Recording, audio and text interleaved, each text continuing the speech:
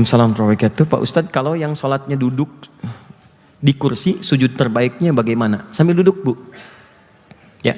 Dan dalam sholat yang tidak mampu berdiri, dia duduk. Dalilnya Quran surah keempat ayat 103, paling kanan pertengahan. Fa idza qadaytumus sholata fadhkurullaha qiyaman wa qu'udan. Kalau Anda dalam posisi ingin sholat kepada Allah, nggak bisa berdiri maka duduk. Nggak bisa duduk, wa ala junubikum, berbaring. Nah, sujudnya orang duduk, tetap dalam keadaan duduk ya. Cuman bedanya, rendahkan sedikit untuk membedakan ruku dan sujudnya. Allahu Akbar. Subhana rabbiyal azim, subhana rabbiyal azim bihamdi. Kan? Subhanakallah bihamdika Allahumma ighfirli. Sami'allahu liman hamidah, rabbana wa lakal hamd. Lalu sujud, rendahkan sedikit untuk membedakan dengan rukunya. Allahu Akbar. Subhana rabbiyal azim, subhana rabbiyal azim bihamdi, subhanakallah bihamdika Allahumma ighfirli. Paham? Bedakan sedikit. Tapi kalau Anda masih mampu berdiri, cuman saat sujud itu kaki sakit atau ruku lemah, maka saat berdirinya tetap berdiri begini. Allahu Akbar, berdiri. Pada saat akan ruku, sulit menahan lutut, duduk sambil ruku. Ya, sujudnya tetap duduk. Itu boleh. Jadi semampu mungkin kalau masih bisa berdiri, berdiri, tak mampu langsung duduk, dan dalam sujud itu, dalam duduk itu dia sujud ataupun ruku. Sah hukumnya. Dan pahalanya kalau memang tidak bisa dilakukan dalam keadaan berdiri, itu sama persis dengan yang berdiri. Tapi kalau orang bisa berdiri, sengaja sholatnya duduk dalam sholat fardu, maka batal sholatnya, mesti diulang. Tidak sah sholatnya. Kecuali sholat sunnah. Orang yang sholat sunnah, walaupun dia bisa berdiri kemudian duduk, dia masih sah sholatnya. Cuman pahalanya setengah orang yang berdiri. Kalau di Masjidil Haram, masih lumayan lah. Kan pahala 100.000, setengahnya 50.000. Tapi kalau di Masjid Raya Bintaro, benar-benar setengah. Tahiyatul masjid sambil duduk gitu kan? Oke, paham ya? Saya kira itu teman-teman sekalian yang bisa disampaikan. Saya kira kita bersiap untuk menunaikan salat zuhur berjamaah.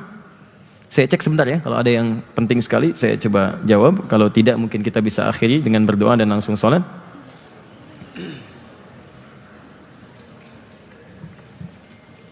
Oke.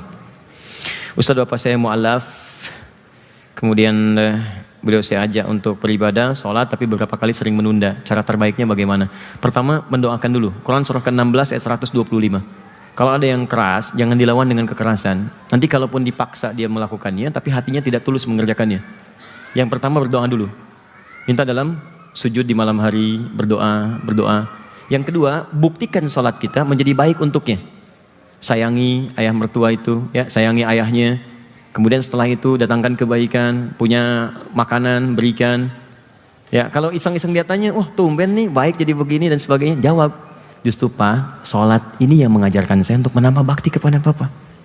Saya ingin menyayangi Papa sampai akhirat, dan semoga kita nggak terputus sampai dengan di surga nanti. Ayo Pak, kita ke masjid. Tapi Papa nantilah, gitu kan? Nanti Papa nyusul, baik. Kenapa Pak? Papa nyari sarung dulu, ini sudah saya berikan sarungnya. Ada. Siapkan, ajak dengan baik. Insya Allah dalam rangka Anda terus mengajaknya, insya Allah akan memberikan catatan kepada jiwanya. Mula-mula mungkin terpaksa datang, lama-lama akan merasakan kenikmatannya. Ya.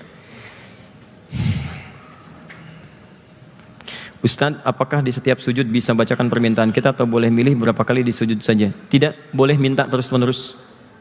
Ya, tapi tolong kalau bahasanya Indonesia jangan dilafadzkan. Saya sepakat dengan yang ini, tidak perlu dilafadzkan, cukup di hati saja. Kalau doanya sesuai dengan permintaan dari Nabi, ada doanya, itu ada, boleh dilafadzkan.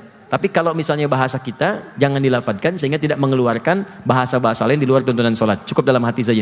Dan Allah mengetahui itu sebelum kita ungkapkan dan memohon kepadanya. Baik teman-teman, saya kira itu yang bisa saya sampaikan. Mudah-mudahan ada manfaat.